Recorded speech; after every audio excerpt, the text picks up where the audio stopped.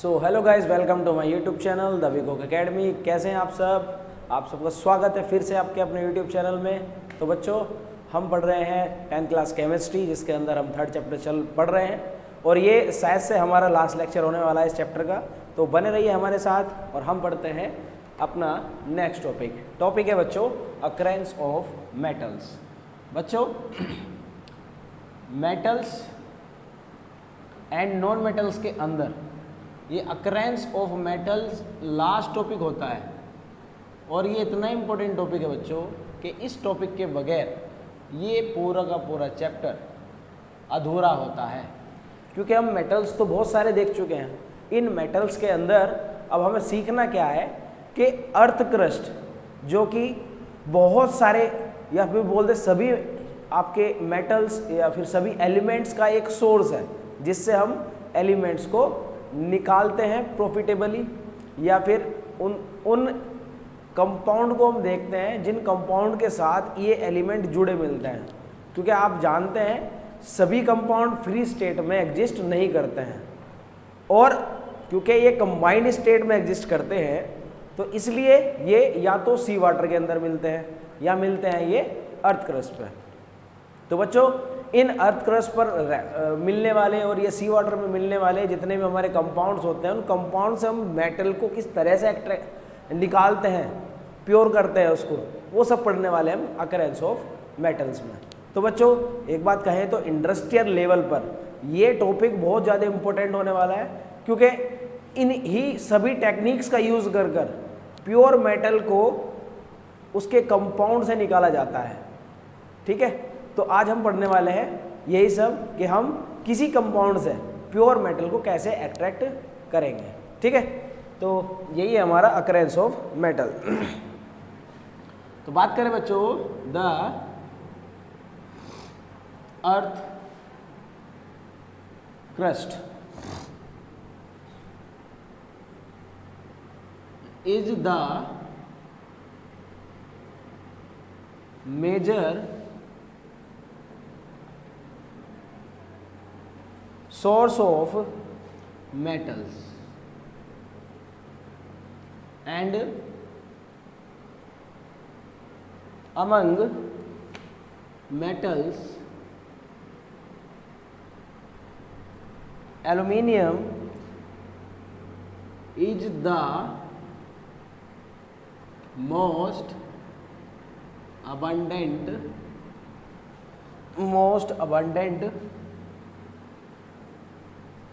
metal found in the earth's crust। बच्चों, earth crust के ऊपर वैसे तो मोस्ट ऑफ द मेटल्स मिल जाते हैं, लेकिन उन सभी मेटल्स के अंदर एल्यूमिनियम मोस्ट अबंडेंट एलिमेंट है, यानी कि इसकी परसेंटेज अदर मेटल्स के कंपैरिजन में सबसे ज़्यादा होती है अर्थ क्रस्ट पर। ऐसे ही बच्चों, सी वाटर एक दूसरा सोर्स है जिसमें हमें एलिमेंट्स पाए जाते हैं। तो sea water also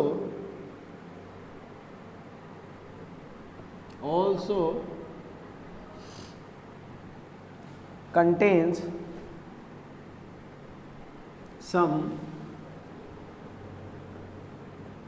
soluble salts such as NaCl, MgCl2 etc। तो बच्चों, अर्थ क्रस्ट और सी वाटर ये मेजर सोर्स है जिसके अंदर मेटल्स पाए जाते हैं। ठीक है, और ये मेटल्स कंबाइंड स्टेट में पाए जाते हैं। ठीक है, तो बच्चों, अब क्योंकि मेटल्स कंबाइंड स्टेट में पाए जाते हैं तो अब ये जानना ज़रूरी है बच्चों कि जब मेटल कंबाइंड स्टेट में पाए जाते हैं तो वो उनकी रिएक्टिविटी पे डिपेंड करता है कि कौन ज़्यादा रिएक्टिव है और कौन किसके साथ में सबसे ज़्यादा सबसे स्ट्रॉन्ग बॉन्ड बनाए हुए हैं। बच्चों, मेटल जितना ज़्यादा स्ट्रॉन्ग बॉन्ड बना के रहता है ना, उसको एक्सट्रैक्ट करने में, उसको प्योर करने में उतने ही ज़्यादा एफर्ट्स लगते हैं। और बच्चों, हमारे पास एफर्ट्स की कमी नहीं है, एफर्ट्स तो हम करते ही रहते हैं। आप भी एफर्ट्स करते हैं पढ़ने का, टॉप करने का, और हम भी एफर्ट कर रहे हैं आपको बहुत अच्छा पढ़ाने का। तो ऐसे ही मेटल्स को जब एक्सट्रैक्ट किया जाता है ना प्योर फॉर्म में, तो उसके अंदर एफर्ट्स लगाए जाते हैं अलग अलग तरीके से। तो बच्चों ये एफर्ट डिपेंड करते हैं उनकी रिएक्टिविटी पर। तो रिएक्टिविटी किस तरीके से, जैसे कि बच्चों मान लो आपने रिएक्टिविटी सीरीज पढ़ी है, केदारनाथ का माली आलू जरा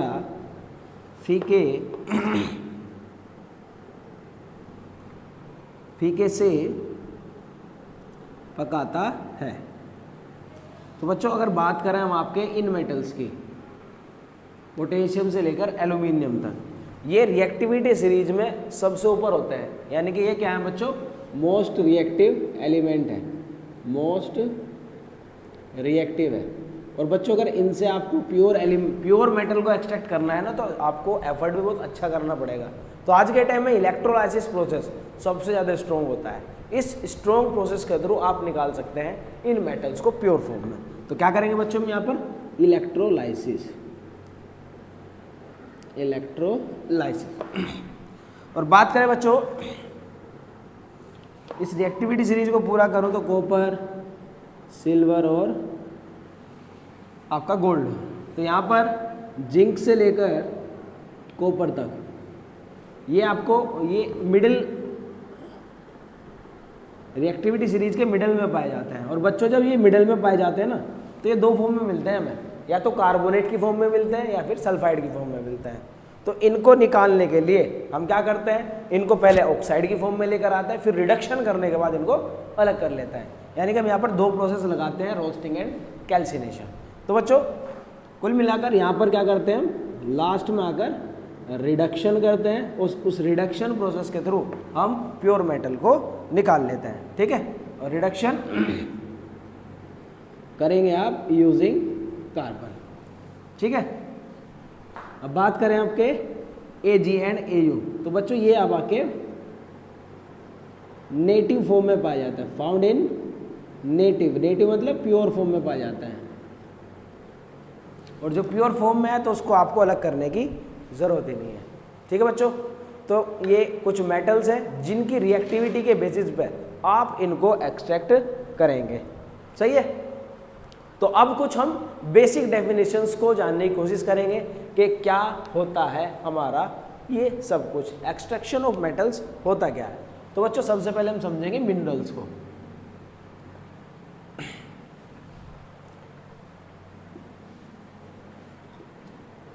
तो हमारे मिनरल्स क्या हैं,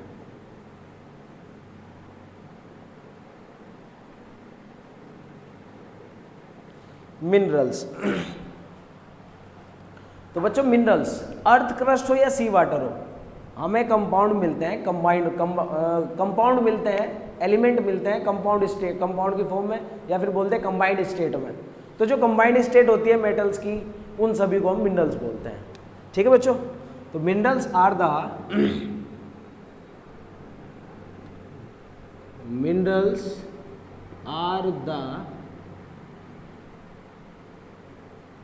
natural materials or compounds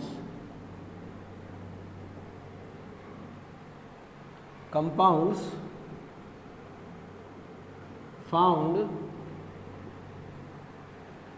inside the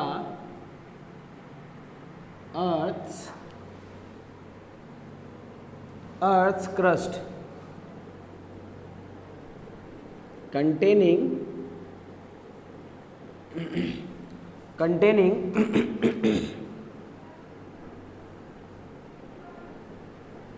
metals in their combined state। मतलब बच्चों ये मटेरियल्स या कंपाउंड्स हैं जो अर्थ में पाए जाते हैं, और मेटल इनके अंदर कंबाइंड स्टेट में पाया जाता है। ठीक है,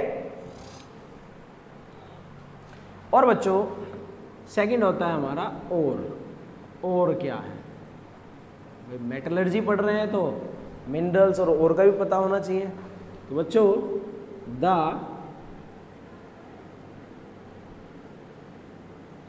naturally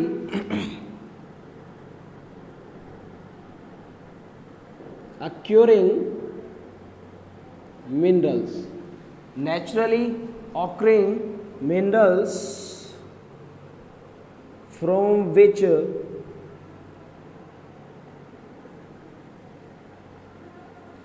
metals can be extracted. Metal can be extracted profitably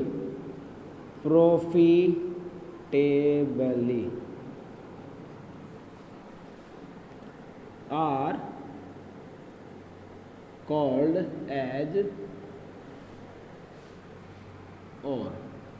तो बच्चों और किन्हें कहते हैं, मतलब ऐसे मिनरल जिनसे हम प्रॉफिटेबली मेटल को एक्सट्रैक्ट कर सकें। देखो कंबाइंड फॉर्म में तो बहुत होते हैं, लेकिन कंबाइंड फॉर्म में होने के बाद मेटल को प्योर करना पड़ता है, और प्योर करने में लगते हैं एफर्ट के साथ साथ पैसा भी लगता है। तो कम पैसे में अगर फुल चर्चा हो जाए, यानी कि कम पैसा लगाकर प्योर मेटल को अगर निकाला जा सके, तो ऐसे मिनरल्स को हम ओर बोलते हैं। ठीक है बच्चों, तो वो मिनरल्स जिनसे प्रॉफिटेबली हम मेटल को निकाल सके उसको बोलते हैं ओर। ठीक है जी। 10 all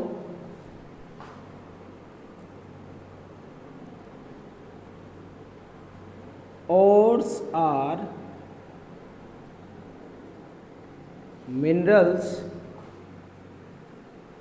but all minerals are not ores। ठीक है बच्चों, अब क्योंकि मिनरल्स ऐसे मिनरल जिनसे प्रॉफिटेबली हम मेटल को निकाल सके उनको और बोलते हैं, इसलिए सभी मिनरल्स और नहीं होते, लेकिन सभी और मिनरल जरूर होते हैं। ठीक है, तो बच्चों हमने यहाँ पे 3 चीज़ें सीखी हैं। अक्रेंस ऑफ मेटल्स क्या है, यानी कि अक्रेंस ऑफ मेटल्स क्या है कि मेटल अर्थ क्रस्ट में मिलता किस तरीके से है, कंबाइंड फॉर्म में मिलता है, अर्थ क्रस्ट में मिलता है और सी वाटर में मिलता है, और हम उनको एक्सट्रैक्ट करने के लिए उनकी रिएक्टिविटी का यूज़ करते हैं, जैसे कि ये सब देख रहे हैं। इस सभी प्रोसेस को हम बोलते हैं एक्सट्रैक्शन ऑफ मेटल्स, मेटल को एक्सट्रैक्ट करना, निकालना। और बच्चों मिनरल्स सभी कंबाइंड फॉर्म में जो मटेरियल हमें मिलते हैं अर्थ क्रस्ट पर, वो सब मिनरल्स हैं, और ऐसे मिनरल जिनसे प्रॉफिटेबली मेटल को निकाला जा सके उसको और बोलते हैं। इसीलिए सभी और मिनरल्स तो हैं, लेकिन सभी मिनरल्स और नहीं है। बात समझ में आ गई यहाँ तक? अगर यहाँ तक की बात समझ में आ गई हो तो हम कुछ और इसके अंदर जानने की कोशिश करेंगे, आप इसको नोट डाउन करिए। ठीक है, आगे बढ़ते हैं। इसके अंदर कुछ और भी हम सीखेंगे।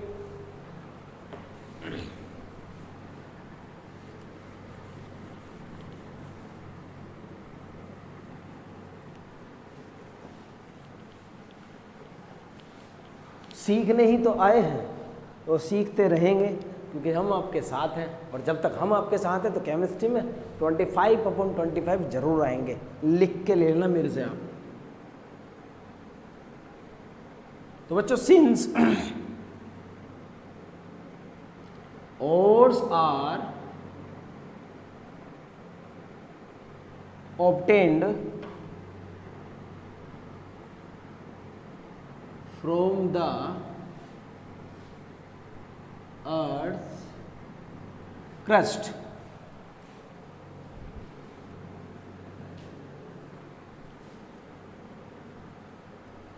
they are accompanied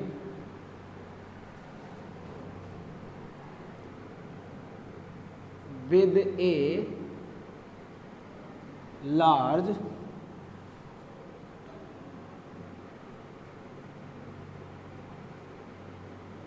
amount of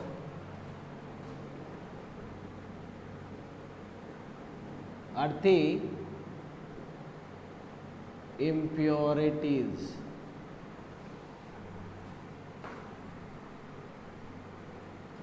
such as rock pieces such as rock pieces, sand and clay,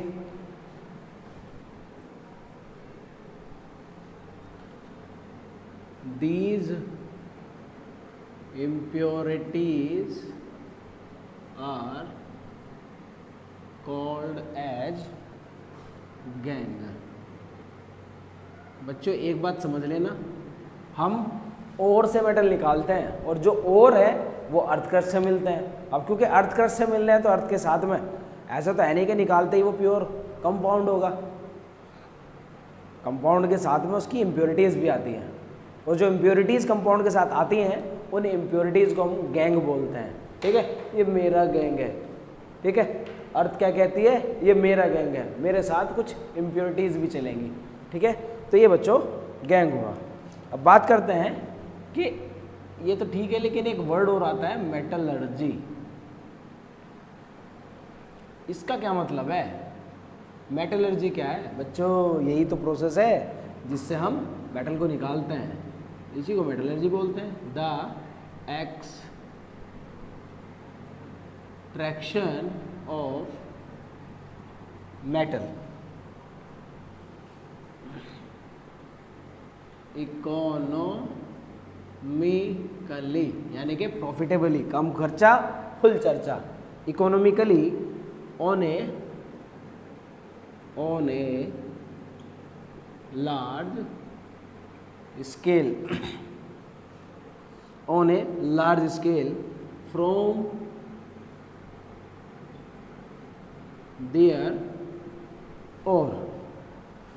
from their ore and refining them from the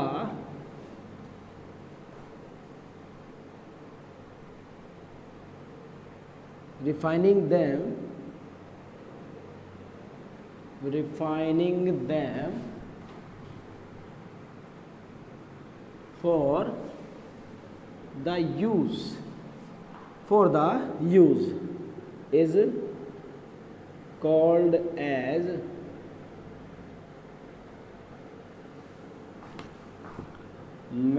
metallurgy. तो बट्टा मेटलर्जी क्या है? मेटल को इकोनॉमिकली उसके ओर से एक्सट्रैक्ट करना मेटलर्जी है। ठीक है, और मेटल को हम क्यों निकालते हैं? क्योंकि मेटल्स का हम यूज़ करते हैं अपने डिफरेंट नीड्स के लिए। ठीक है जी, तो यहाँ तक की बात अगर समझ में आ गई हो तो अब सीखते हैं कि एक कंपाउंड से हम मेटल को किस तरीके से एक्सट्रैक्ट करेंगे। तो बच्चों निकालने के लिए इसके एक प्रोसेस होता है। तो सबसे पहले बात करें तो मेटल आपके पास प्योर, मतलब जो कंपाउंड आपके पास आता है, मटेरियल आपके पास आता है, वो बिल्कुल भी प्योर नहीं होता है और ना ही इस कंडीशन में होता है कि आते ही उससे आप प्योर मेटल को निकाल लें। ठीक है, तो उसके लिए क्या करते हैं? प्रोसेसिंग करते हैं। प्रोसेसिंग के थ्रू से इस लायक बनाते हैं कि हम उससे प्योर मेटल निकाल सकें। ठीक है, तो पहले हम वो प्रोसेस सीखेंगे जिससे हम उस कंपाउंड को, उस मटेरियल को जो अर्थक्रस्ट से आया है, इस लायक बना सकें जिससे कि हम उससे प्योर मेटल को निकाल लें। तो पहले हम उस प्रोसेस को सीखेंगे। अगर ये बात आपको समझ में आ गई है तो हम बढ़ते हैं आगे। चलते जाना है और राही चलते जाना है, चलते चलते कट जाएंगे रास्ते।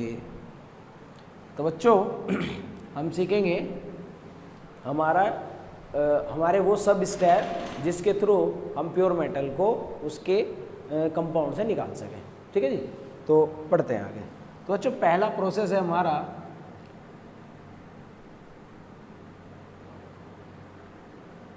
फर्स्ट स्टेप हमारा है कंसंट्रेशन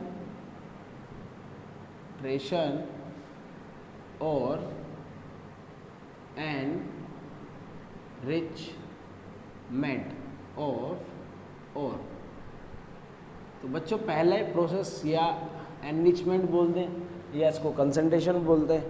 इस प्रोसेस के अंदर हम क्या करते हैं, हम मेटल को स्लैग मतलब कंपाउंड को स्लैग बनाते हैं जिससे कि हम उसको प्योर कर सकें। ठीक है, तो देखते हैं the ore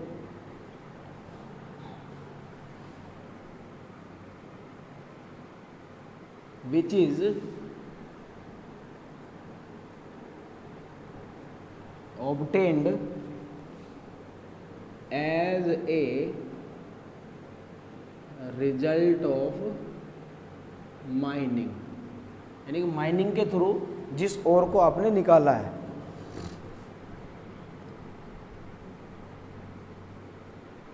contains large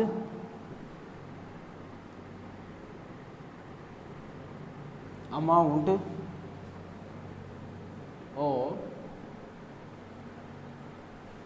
earthy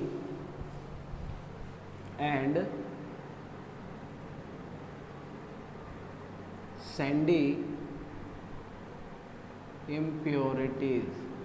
ठीक है, तो जिस ओर को आप अर्थ से निकालते हैं उसके अंदर अर्थ की या फिर सैंड की इम्प्योरिटीज पाई जाती हैं, जिसको हम क्या बोलते हैं बच्चों, गैंग बोलते हैं, और called as gang।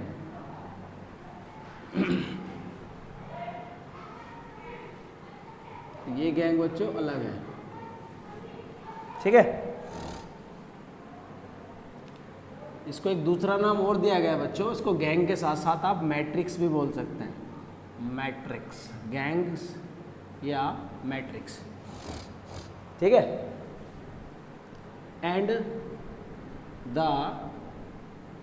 Removal of these impurities is called as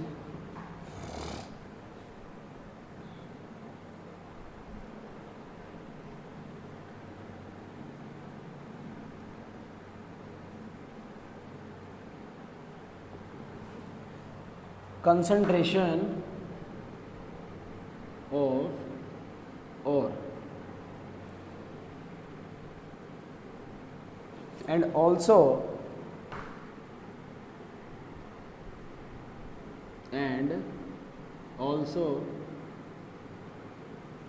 called as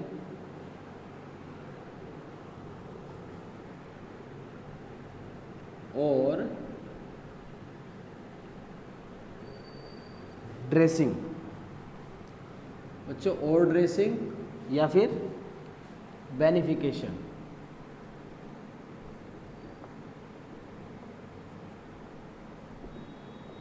हम कई वर्ड यूज करते हैं।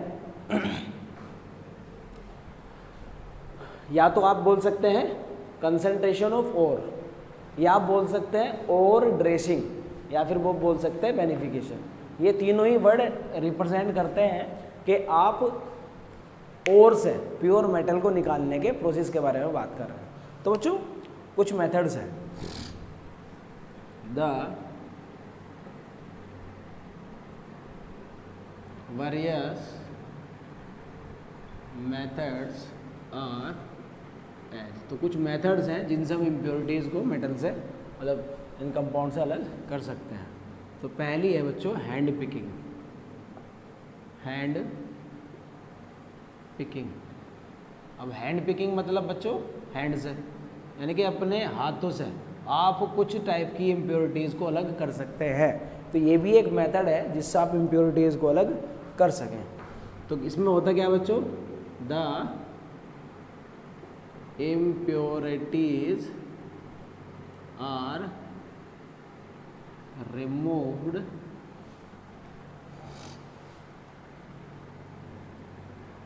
mechanically by hand picking।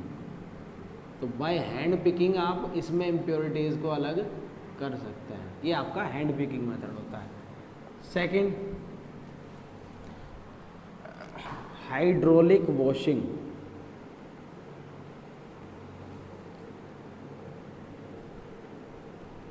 Hydraulic washing, hydraulic समझ में आ रहा होगा आपका, वाटर के थ्रू वॉश कर दो, या बच्चों इसको हम बोलते हैं लेविगेशन, या एक और वर्ड इसके साथ यूज कर सकते हैं आप, ग्रेविटी सेपरेशन। तो बच्चों हाइड्रोलिक वॉशिंग यानी कि वाटर का यूज़ करते हैं, लेविगेशन या फिर ग्रेविटी सेपरेशन का यूज़ करते हैं। इसके अंदर होता क्या है, जब भी आप इसको वाटर के अंदर डालते हैं तो इम्प्योरिटीज़ उसके अंदर वाटर के अंदर आने से नीचे की तरफ बैठ जाती हैं और आपका जो मेटल है वो अलग हो जाता है इससे। ठीक है, तो उसमें क्या करते हैं बच्चों, the process by which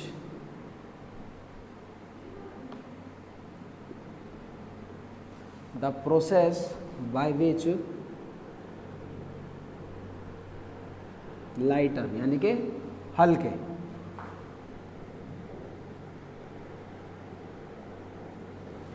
earthly particles are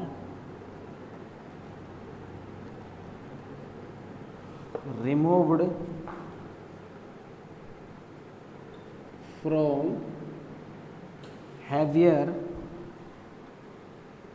or particles by washing,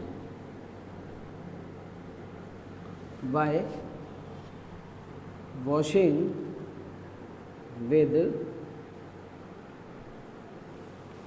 water is called as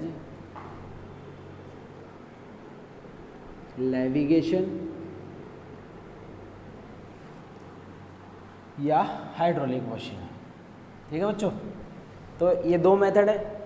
पहला मेथड हैंड पिकिंग, आप हाथों से अलग कर सकते हैं, कुछ इम्प्योरिटीज ऐसी होती है कि हाथों से भी उसको आप अलग कर सकते हैं, तो हैंड पिकिंग मेथड भी आपका काम करता है।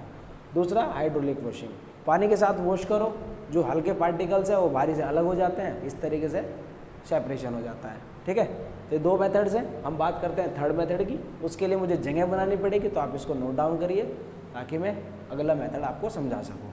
ठीक है, हो गया नोट? चलो हम थर्ड पॉइंट देखते हैं।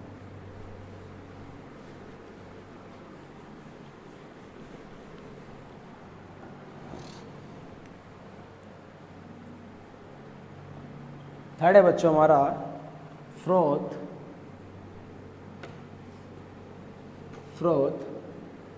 Flotation process.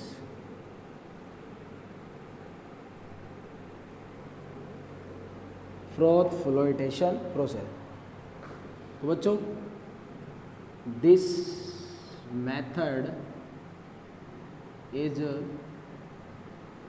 Used for the concentration यानी कि separation, concentration of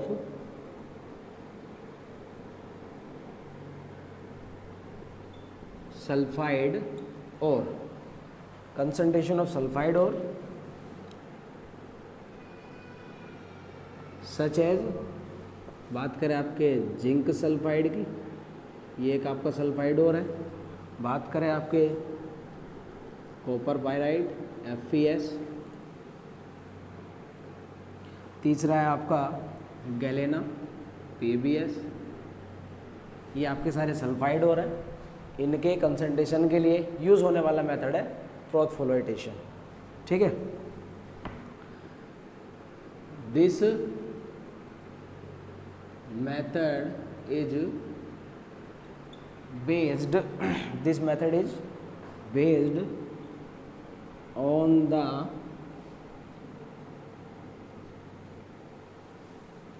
preferential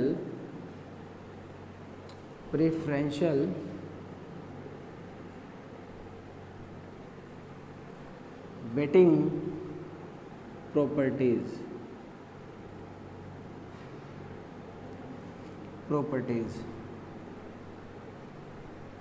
with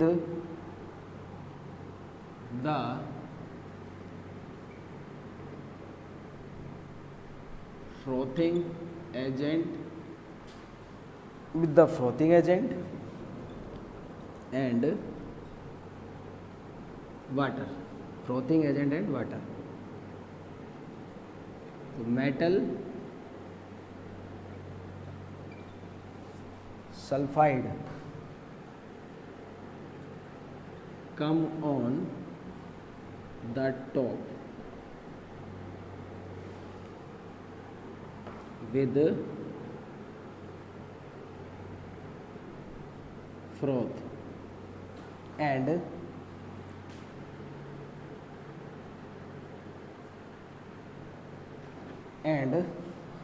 gang settled down at the bottom. तो बच्चों फ्रोथ फ्लोटेशन क्या है? इसके अंदर मतलब इस प्रोसेस को मेनली यूज़ किया जाता है सल्फाइड ओर्स के लिए। तो जब सल्फाइड ओर्स होंगे तभी इस मेथड को आप लगाएंगे। इसमें करते क्या है, इसके अंदर प्रेफरेंशियल वेटिंग प्रॉपर्टीज़ का यूज़ किया जाता है। प्रेफरेंशियल वेटिंग प्रॉपर्टीज़ का क्या मतलब है? मतलब ये है बच्चों, कुछ मटेरियल ऐसे होते हैं जो किसी के साथ स्टिक हो जाते हैं, चिपक जाते हैं, ठीक है। तो इसीलिए क्या करते हैं हम, फ्रोथिंग एजेंट यूज़ करते हैं। तो फ्रोथिंग एजेंट क्या करता है, सल्फाइड को अपने साथ में चिपका लेता है, ठीक है, और वाटर यूज़ करते हैं, ठीक है। तो जो फ्रोथिंग एजेंट है वो तो सल्फाइड का, सल्फाइड मेटल मतलब जिस मेटल के साथ में सल्फाइड है उसे लेकर टॉप पर आ जाएगा, और वाटर के अंदर यानी कि जो बॉटम है उसके अंदर जितना भी गैंग है वो नीचे जाकर बैठ जाएगा, ठीक है। तो हम क्या करते हैं, फ्लोथिंग एजेंट यूज़ करते हैं। जैसे कि मान लो पानी है, पानी के साथ में आप ऑयल को मिक्स करोगे तो आपको पता ही है ऑयल तो पानी में मिक्स नहीं होता, तो वो क्या करेगा, ऊपर की तरफ तैरने लगेगा। तो इसी तरह से फ्लोटिंग रिएजेंट होता है, वो क्या करता है, वो सल्फाइड ओर को अपने साथ चिपका लेता है और पानी के ऊपर तैरने लगता है, बाकी नीचे हमारी इम्प्योरिटी चली जाती है।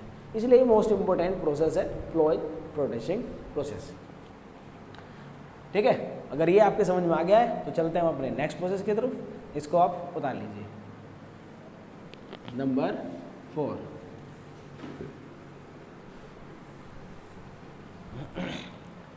तो बच्चों 4 है हमारा मैग्नेटिक सेपरेशन। Magnetic separation. तो मैग्नेटिक सेपरेशन के अंदर क्या होता है बच्चों, ऐसा होता है कभी कभी जो ओर होता है हमारा उसके अंदर मैग्नेटिक प्रॉपर्टी पाई जाती है, कभी कभी इम्प्योरिटीज़ के अंदर मैग्नेटिक प्रॉपर्टी पाई जाती है।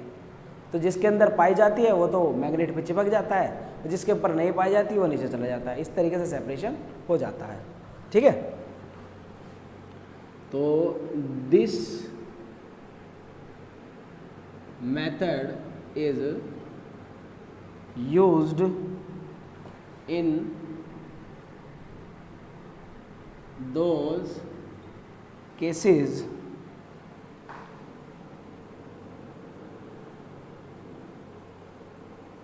where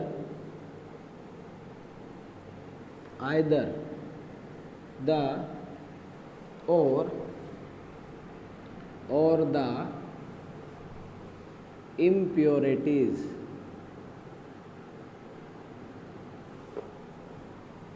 are of magnetic nature, ठीक है जी। या तो और हो या फिर इम्प्योरिटी हो, दोनों में से एक के पास मैग्नेटिक नेचर होगा, वहाँ पर हम इसको यूज़ कर सकते हैं। सस्ता है लेकिन सब जगह यूज़ नहीं हो सकता, इसलिए ये भी एक मेथड है लेकिन सब जगह यूज़ नहीं होता है ये भी। जैसे कि हम बात करें बच्चों आयरन, ये आयरन क्रोमेट है, डाइक्रोमेट, इसके साथ में अगर आप मैग्नेटिक सेपरेशन करोगे तो ये हो जाता है, ठीक है।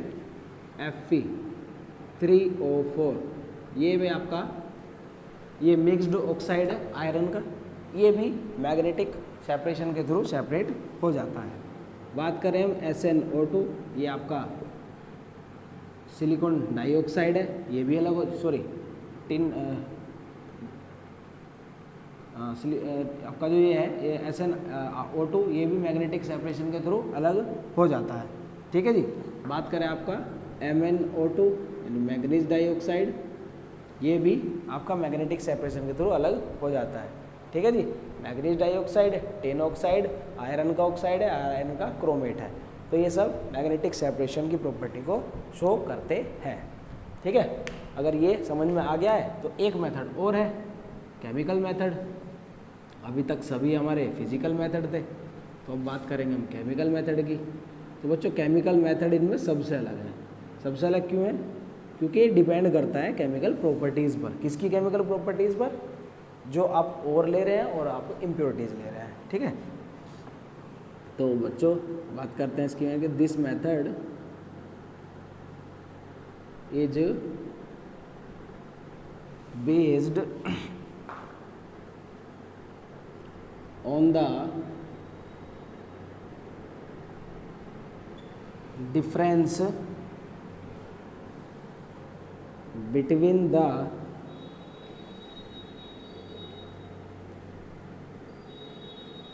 chemical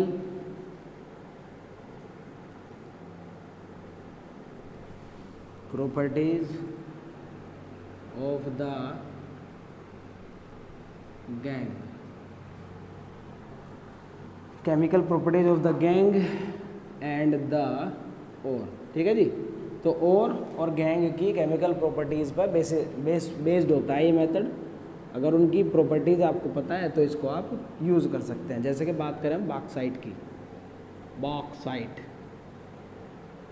ये एल्यूमिनियम का और होता है, इसका फॉर्मूला है Al2O3.2H2O। ठीक है, तो इससे अगर आपको निकालना है प्योर एल्यूमिनियम तो आप बेयर प्रोसेस का यूज़ कर सकते हैं। बच्चों बेयर्स प्रोसेस के थ्रू हम अलग कर सकते हैं प्योर एल्यूमिनियम को। ये इसका केमिकल मेथड है।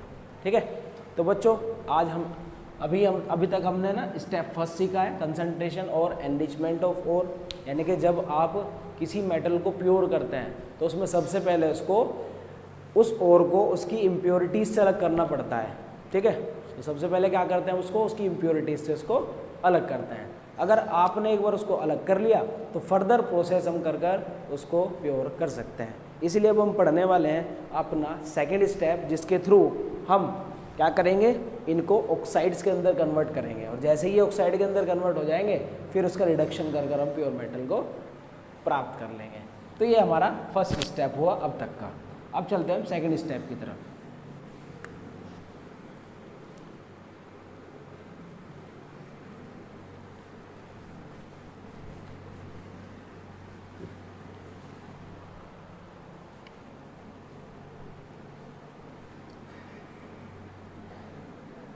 Step number second.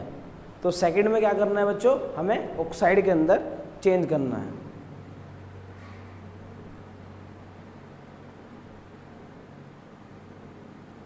Conversion of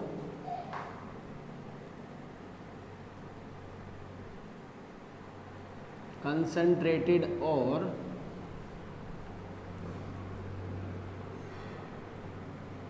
into metal oxide. ठीक है, अब बच्चों मेटल ऑक्साइड में आने के बाद हम रिडक्शन प्रोसेस के थ्रू उसको अलग कर सकते हैं। तो क्या करेंगे बच्चों, on the basis of reactivity of metals. भाई मेटल्स है तो उनकी रिएक्टिविटी के बेसिस पे उनको अलग कर सकते हैं। ठीक है, अगर उनकी रिएक्टिविटी हमें पता है तो उनको अलग करने के तरीके भी हम लगा सकते हैं। ठीक है, metals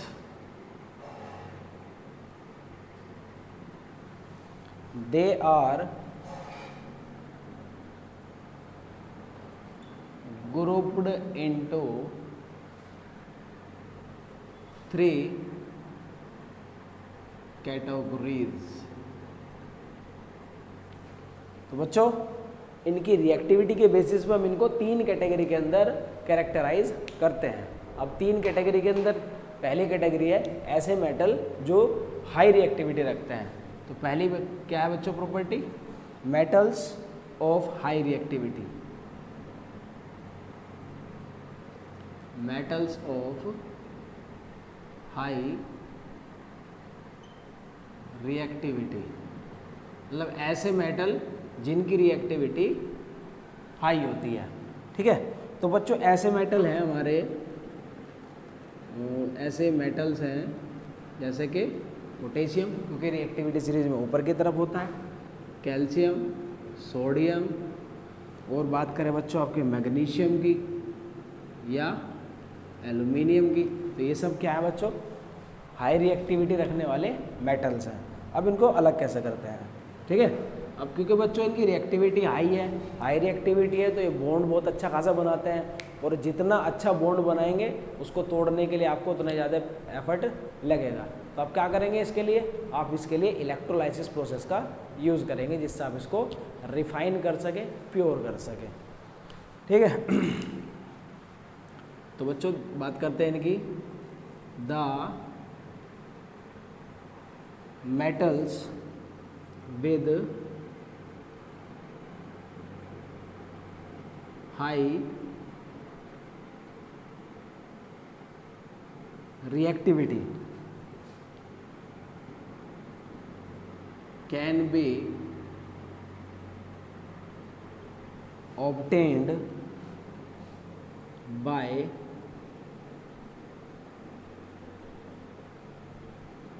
electrolysis reduction।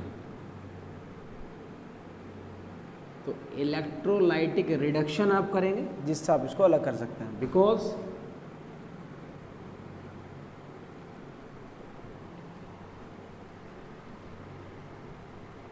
these metals have more affinity for oxygen. तो बच्चों ये मेटल ना ऑक्सीजन के प्रति बहुत ज़्यादा एग्रेसिव होता है, इनके साथ बहुत जल्दी से रिएक्शन करके रखते हैं, इसलिए यहाँ पर इलेक्ट्रोलाइसिस प्रोसेस आप लगा सकते हैं। ठीक है, तो हम एग्जांपल लेते हैं NaCl का। ठीक है, अब NaCl को मेल्ट कर लीजिए, और मेल्ट करने के बाद क्या होगा बच्चों, उसके आयंस अलग हो जाएंगे, Na+ और Cl नेगेटिव। ठीक है, अब जब ये आयंस की फॉर्म में आ जाएगा तो क्या करो बच्चों, समझिए इसका डायग्राम इलेक्ट्रोलाइसिस का। ठीक है, यहाँ पर हमारा एक मेटल वो है, मतलब 2 इलेक्ट्रोड लगाने हैं हमें यहाँ पर,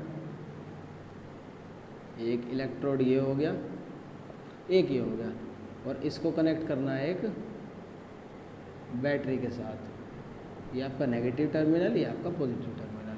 आपको पता ही है नेगेटिव टर्मिनल वाला आपका कैथोड होता है और पॉजिटिव वाला आपका एनोड होता है।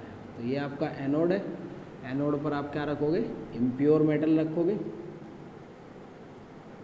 इम्प्योर मेटल, और यहाँ पर आप रखोगे कैथोड। तो कैथोड पर होती है बच्चों प्योर मेटल, और जिस मेटल को आपको एक्सट्रैक्ट करना है, जैसे कि NaCl है, तो इस NaCl का सॉल्यूशन इसके अंदर भर देंगे हम, इसके अंदर, इस बीकर के अंदर या इस अरेंजमेंट के अंदर हम क्या करेंगे, NaCl सॉल्यूशन भर देंगे। क्या भर देंगे, NaCl सॉल्यूशन। ठीक है, तो बच्चों जैसे ही आप इसका स्विच ऑन करेंगे, स्विच ऑन होते ही इम्प्योर मेटल यहाँ पर है, तो ये इम्प्योर मेटल क्या करेगा, आयंस के अंदर टूटना शुरू कर देगा। यानी कि इससे ये इम्प्योर मेटल कौन सा है आपका, सोडियम है, और ये प्योर मेटल कौन सा है आपका, ये भी सोडियम है। ठीक है, तो यहाँ से क्या करेगा, ये टूटना शुरू कर देगा। जैसे जैसे ये टूटेगा ऐसे ऐसे ये बिल्कुल थिन होता चला जाएगा। थिन मतलब पतला। तो Na+ यहाँ पर आ जाएगा। ठीक है, अब प्लस कहाँ भागता है बच्चों, नेगेटिव की तरफ, तो धीरे धीरे ये इसके ऊपर चढ़ता चला जाएगा, और जैसे जैसे इसके ऊपर चढ़ता चला जाएगा ये आपका थिकर होता चला जाएगा, यानी कि मोटा होता चला जाएगा, और धीरे धीरे ये पतला होकर ख़त्म हो जाएगा, और ये धीरे धीरे मोटा होकर इसके ऊपर प्योर मेटल को चढ़ा देगा। और जो भी इसके अंदर गैंग बचा हुआ है, यानी कि इम्प्योरिटीज़ है, वो सारी के सारी यहाँ पर बॉटम के अंदर बैठ जाएगी। ये आपका गैंग हुआ।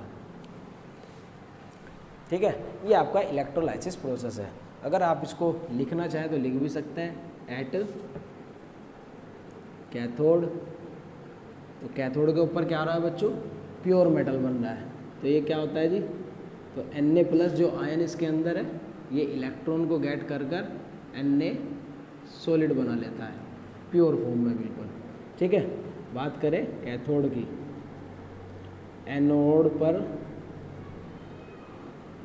बच्चों जो क्लोरीन बचा हुआ है इसके अंदर, ठीक है, वो क्लोरीन क्या करता है,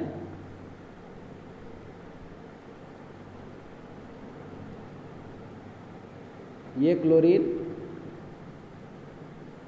यहाँ पर 2 इलेक्ट्रॉन्स को रिलीज़ करता है, और रिलीज़ करने के बाद गैस की फॉर्म में यहाँ से निकल जाता है।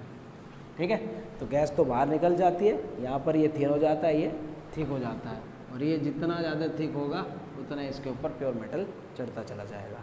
ठीक है, तो बच्चों अगर आपके पास ऐसा कोई मेटल है जो हाई रिएक्टिविटी रखता है, तो उसको आपको प्योर करने के लिए इलेक्ट्रोलाइटिक रिफाइनिंग यूज़ करनी पड़ेगी। तो हम इसको क्या बोलते हैं बच्चों, ये प्रोसेस है हमारा इलेक्ट्रोलाइटिक रिफाइनिंग। और रिफाइनिंग किस प्रोसेस के थ्रू होती है बच्चों, रिडक्शन। अगर हाई रिएक्टिविटी मेटल्स को आपको एक्सट्रैक्ट करना है तो आपको इलेक्ट्रोलाइटिक रिफाइनिंग का यूज़ करना पड़ेगा। ठीक है, अगर ये बातें आपको समझ में आती हैं तो हम बढ़ते हैं आगे। अब ऐसे मेटल पे चढ़ते हैं जो मॉडरेट रिएक्टिविटी रखते हैं। ये अगर हो गया हो तो आप इसको नोट कर लीजिए, हम आगे बढ़ते हैं।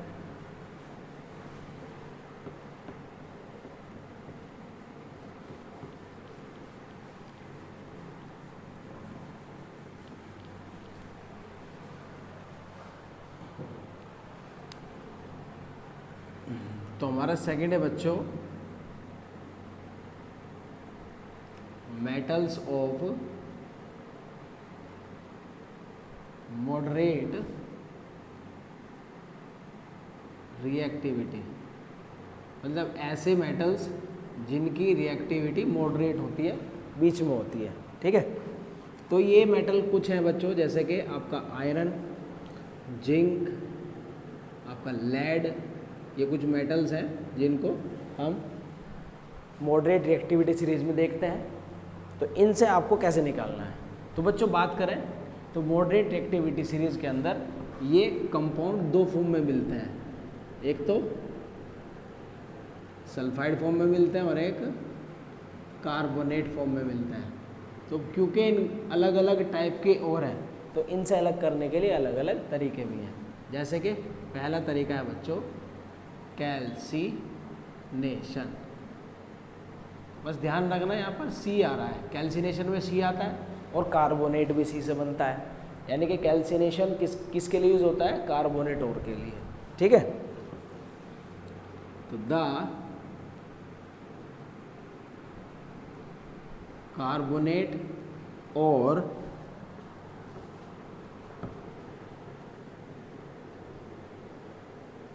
चार्ज्ड इनटू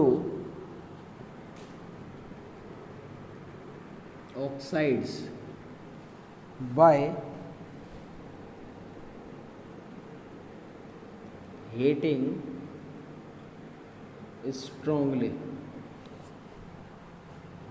in the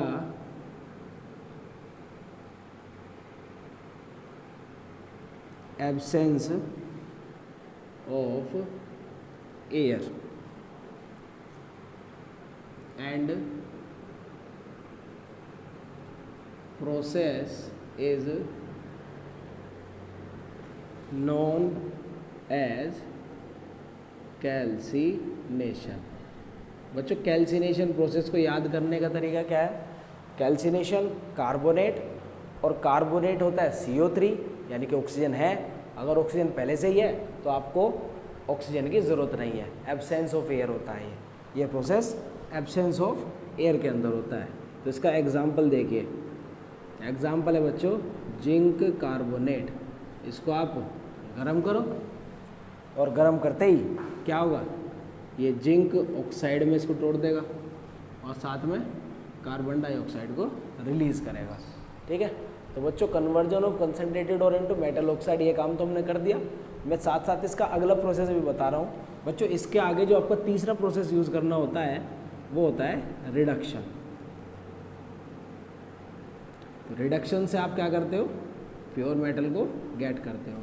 तो प्योर मेटल मैं यहाँ पर स्टार लगा रहा हूँ क्योंकि हर मेथड के अंदर अलग अलग तरीके से बताया जाएगा। तो रिडक्शन कैसे करना है आपको, जिंक ऑक्साइड लो, इसके साथ में कार्बन ले लो और इसको हीट कर दो। हीट करने से यहाँ पे जिंक प्योर हो जाएगा और साथ में CO अलग हो जाएगा। तो ये आपको यहाँ मिल जाएगा आपको प्योर मेटल। ठीक है, तो कैल्सिनेशन प्रोसेस के बाद रिडक्शन करेंगे जिससे आपको प्योर मेटल मिल जाएगा। ये बच्चों दूसरे के बाद तीसरा प्रोसेस है जो हर एक के अंदर अलग अलग तरीके से लगेगा। सही है, ये बात समझ में आ गई है। तो कैल्सिनेशन के बाद बच्चों हमारा सेकंड प्रोसेस है रोस्टिंग।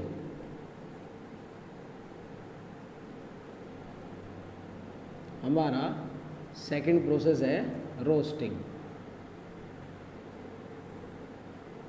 बच्चों एक बचा सल्फाइड। तो रोस्टिंग क्या होता है, सल्फाइड ओर के लिए होता है। The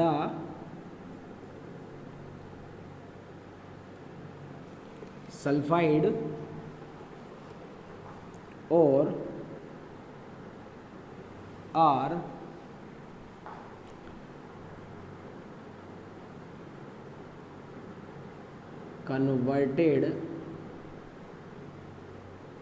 converted into oxides by heating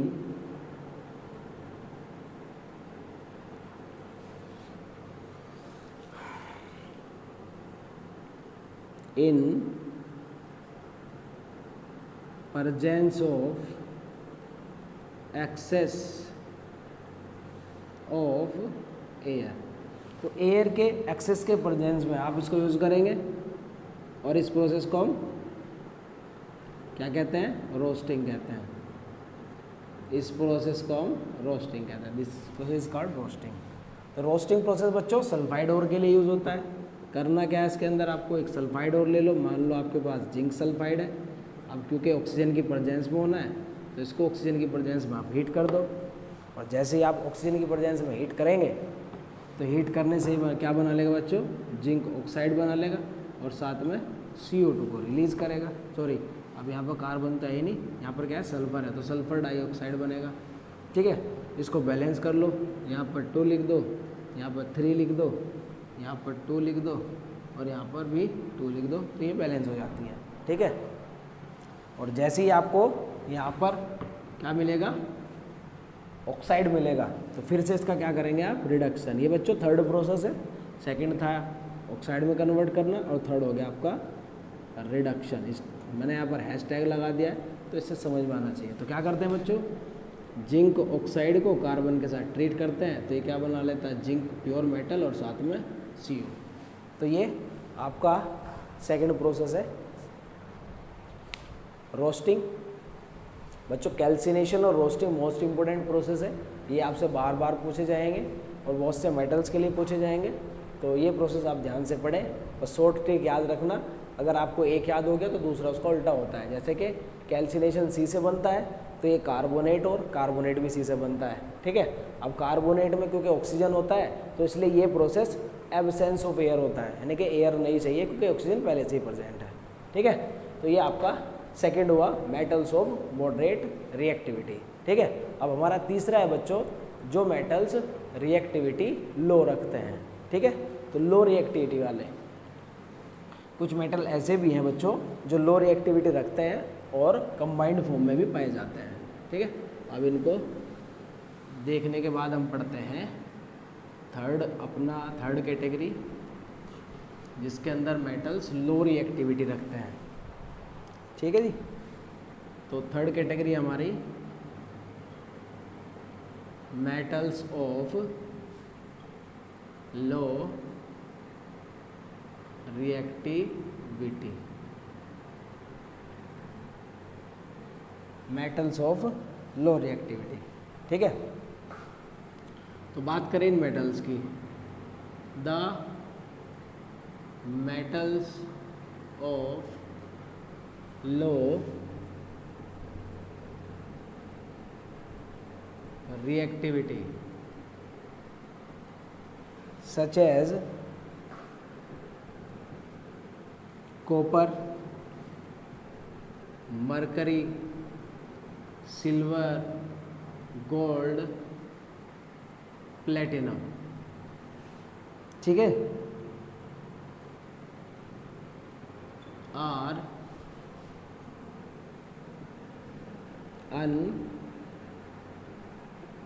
unreactive in nature. बच्चों ये नेचर में अनरिएक्टिव होते हैं। ठीक है, लेकिन but some of them found in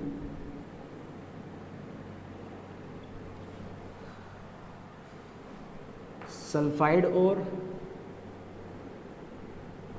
and can be converted into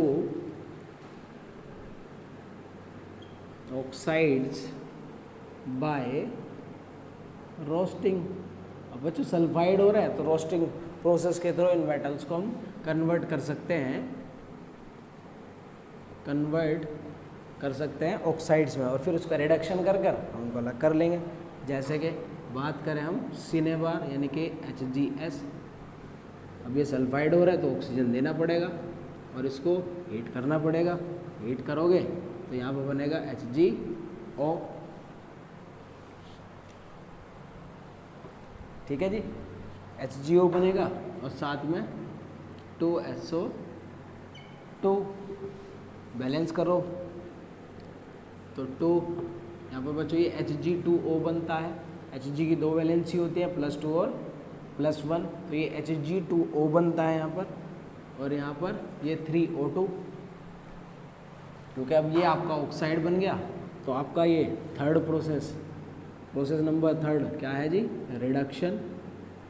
reduction के थ्रू हम इनको अलग करते हैं। तो थर्ड प्रोसेस आपका रिडक्शन है, तो उठा लो इसको Hg2O। रिडक्शन किसके साथ करते हैं बच्चों, किसी के भी साथ कर सकते हैं, लेकिन यहाँ पर कुछ करने की ज़रूरत नहीं है क्योंकि लो रिएक्टिविटी के साथ है। इनको सिंपली हीट करो, आप क्या करो, हीट करो, छोड़ देगा।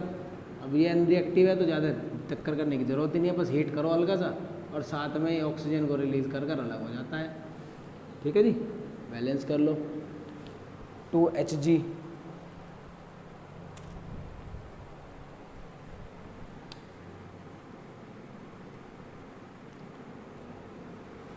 ठीक है जी, तो ये बन गया आपका मरकरी। ठीक है, तो लो रिएक्टिविटी रखने वाले आपके इस तरीके से अलग हो जाते हैं। ठीक है, कुछ इस तरीके से आप देखें तो 2 2 जा 4 और ये 3 2 जा 6 है, तो 2 कर दो यहाँ पर, ये हो जाएगा। और ये पहले से ही सही था, तो ये है। थोड़ा सा इसको देख लें आप, इस एग्जाम्पल के अंदर इस तरीके से आप Hg को प्योर कर सकते हैं। एक एग्जाम्पल और ले लेते हैं हम, अगर इसमें थोड़े गड़बड़ है तो एक और ले लेते हैं। तो T2CuS + 3O2, इसको आप गरम करो, सेम ले रहा हूँ मैं बिल्कुल। यहाँ पर बनता है 2Cu2S, सॉरी ऑक्साइड बनाना है आपको, प्लस 2SO2। ठीक है,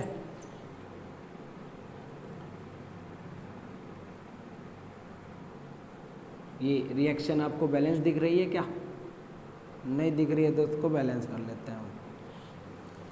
तो बच्चों इसके बाद करते हैं हम रिडक्शन। तो रिडक्शन में क्या करना है आपको? ऑक्साइड उठाना है। क्या है ये? Cu2O। रिडक्शन करने के लिए दोबारा से CuS को ही ले लेते हैं।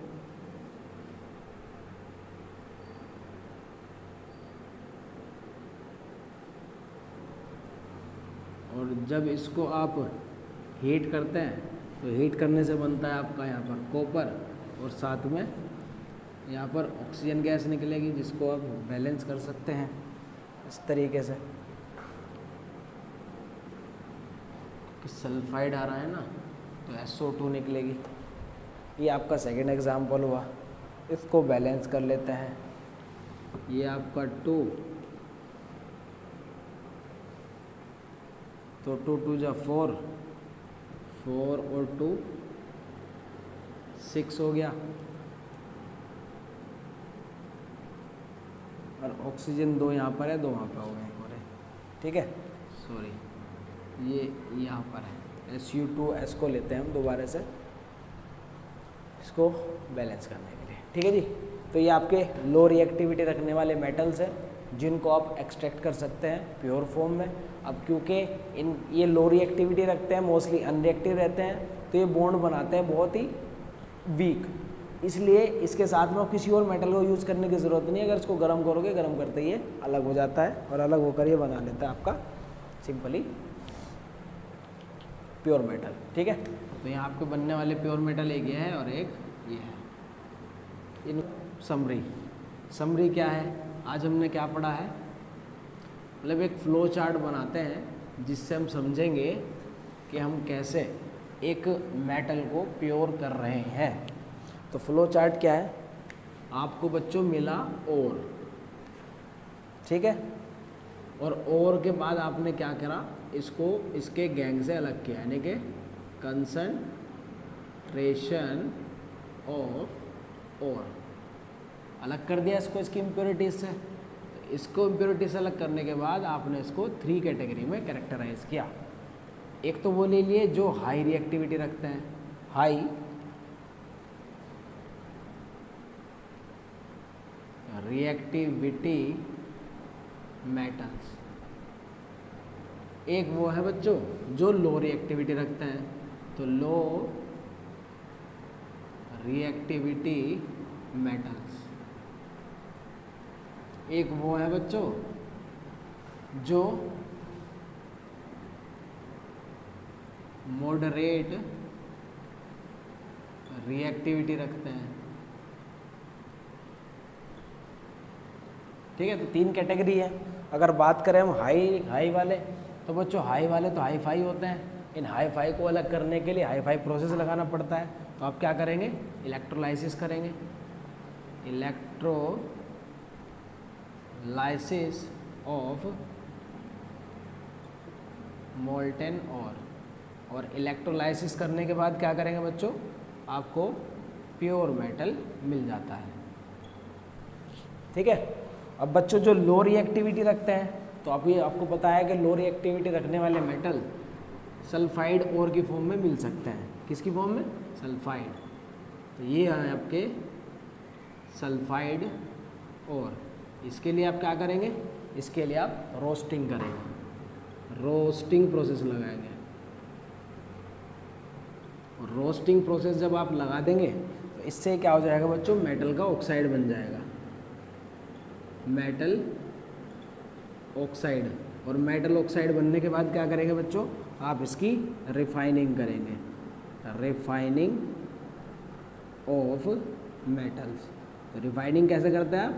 ये करा था आपने इलेक्ट्रोलाइसिस के थ्रू रिफाइनिंग। बिल्कुल वही प्रोसेस आपको लगाना है। ठीक है जी। अब जो बात करते हैं हम आपके मॉडरेट रिएक्टिविटी, तो बच्चों मॉडरेट रिएक्टिविटी रखने वाले और 2 तरीके से मिलते हैं आपको। एक तो मिलते हैं आपको कार्बोनेट और और एक मिलते हैं आपको सल्फाइड ओर की फॉर्म में। तो जो आपके कार्बोनेट ओर होते हैं उन कार्बोनेट ओर को सेम प्रोसेस के थ्रू करना है, यानी कि कैल्सिनेशन सी से सी, और यहाँ पर आपको लगाना है रोस्टिंग। इन प्रोसेस से क्या होगा, मेटल ऑक्साइड बनेगा। इससे भी क्या बनेगा बच्चों, मेटल ऑक्साइड बनेगा। और जैसे ही आपके पास मेटल ऑक्साइड आ जाता है तो मेटल ऑक्साइड आते ही आप क्या करोगे, रिडक्शन करोगे, रिडक्शन ऑफ मेटल, और रिडक्शन से आपको प्योर मेटल पड़ेगा जिसकी आप रिफाइनिंग कर देंगे। तो रिफाइनिंग ऑफ मेटल्स, ठीक है। तो ये आपका फ्लो चार्ट है, जिस फ्लो चार्ट के थ्रू हम समझ रहे हैं कि एक कंसंट्रेटेड ओर से प्योर मेटल को कैसे निकालते हैं। तो ये आपका फ्लो चार्ट है, ठीक है। तो बच्चों आज के लिए बस इतना ही, क्योंकि लेक्चर भी बहुत लंबा हो चुका है। और एक अच्छी बात यह है कि हमने इस लेक्चर के अंदर extraction of metal, occurrence of metals का कंप्लीट प्रोसेस सीखा है, ठीक है। एक लेक्चर सभी लेक्चर्स के इक्वल है, तो इस लेक्चर्स को अगर आप पढ़ेंगे आपको अक्रेंस ऑफ मेटल्स की हर एक चीज़ पता चल जाएगी कि हम किस तरीके से एक मेटल को प्योर करते हैं, ठीक है। तो प्योर करने का सारा प्रोसेस आज इस लेक्चर के अंदर आपको मिल चुका है। तो एक और लेक्चर आने वाला है जो बहुत ही छोटा होगा, क्योंकि 2 ही टॉपिक हैं हमारे पास बचे हुए, कोरोजन एंड एलोइंग। ये दोनों टॉपिक्स पढ़ाएंगे अगले लेक्चर के अंदर, और ये टॉपिक मतलब ये पूरा चैप्टर खत्म हो जाएगा। तो बच्चों मिलते हैं आपसे नेक्स्ट लेक्चर में, तब तक के लिए bye bye, ta ta, see you.